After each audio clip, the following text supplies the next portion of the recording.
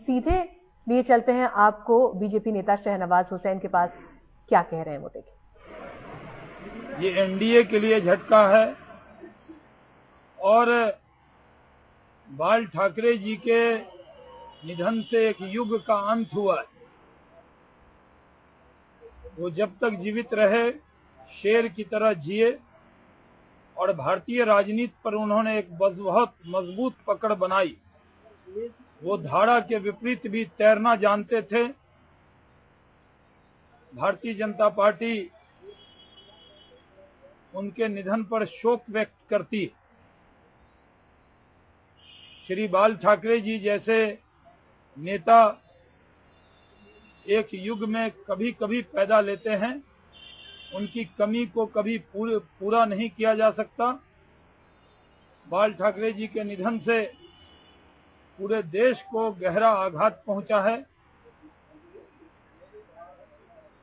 उनको भारतीय जनता पार्टी अपनी श्रद्धांजलि पेश करती है।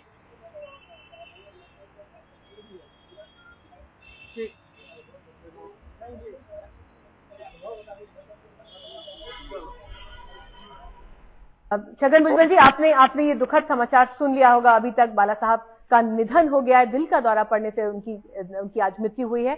हम उनकी शख्सियत के बारे में बात कर रहे थे। शायद ऐसी शख्सियतें राजनीति में अब देखने को बहुत कम मिलती हैं जो 50 साल तक, 5-5 दशक तक अपना दबदबा इस कदर बनाए रखें कि पार्टी का नाम ले तो सिर्फ एक शख्स का नाम सामने आए।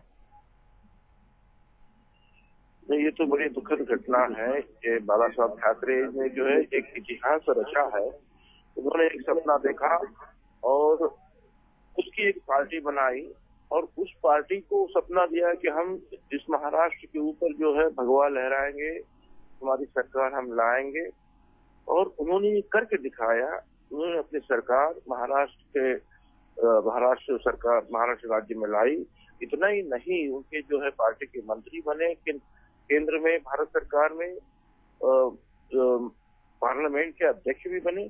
और ये एक पार्टी जो है 45 साल से भी ज्यादा एक हाथ के नीचे, एक छत्र के नीचे उन्होंने रखी और उसके ऊपर वो अंत तक जो है वो उसके प्रमुख रहे। तो ये भारतीय इतिहास में भी जो है अलग सा ऐसा एक इतिहास उन्होंने निर्माण किया, ऐसा मैं समझता हूँ।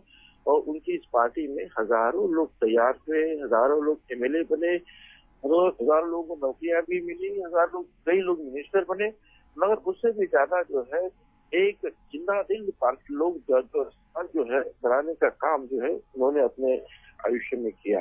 जी और भुजबल जी, आपने बहुत करीब से जाना है बाला साहब को। आपसे जानना चाहते हैं उनकी शख्सियत का वो कौन सा एक ऐसा पहलू था कि साल दर साल बीतते चले गए लेकिन कभी भी राजनीति में उनका प्रभाव खत्म नहीं हुआ। क्योंकि वो बिल्कुल जो है किसी से जो उनके दिल में आता था वो सीधे बोल देते थे। वो डरते नहीं थे। वो कभी ये नहीं सोचते थे कि मैं अगर ऐसा बोलूंगा तो क्या होगा। वो जब उनका तय बताता है कि मैं जो सोच रहा हूँ सही है तो बिल्कुल वो बोल देंगे। उसमें जो है ये तड़जोड़ जो है ये ऐसी कुछ बातें नहीं सोचते थे कि ऐसा बोलेंगे तो क्या होगा, वैसा बोलूंगा तो क्या होगा। तो सीधी बात जो है लोगों की जो है बोल देते थे जो उनके दिल में आता था।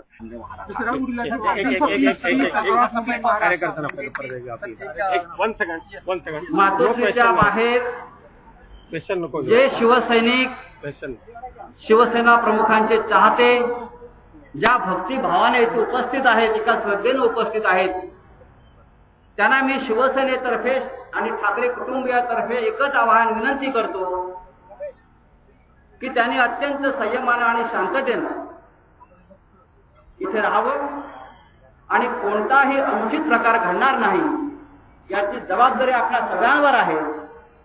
माननीय शिवसेना प्रमुखांनी त्यांचं संपूर्ण जीवन हे शिस्त आणि संयम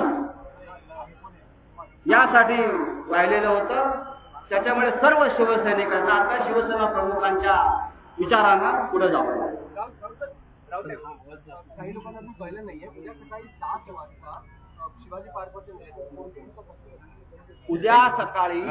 उद्या सकाळी 7 वाजता अंत्यदर्शनासाठी शिवाजी पार्कवर माननीय शिवसेना प्रमुखांचा पार्थिव देह ठेवला जाईल आणि विस्तृत प्रेस आणि त्या संदर्भातलं विस्तृत जे काय आम्हाला सांगायचं आहे, माहिती द्यायची आहे, अजून थोड्या वेळाने आम्ही तुमच्यापर्यंत पोहोचू आणि त्या संदर्भात आमचं छापील प्रेस नोट आपल्याला मिळेल.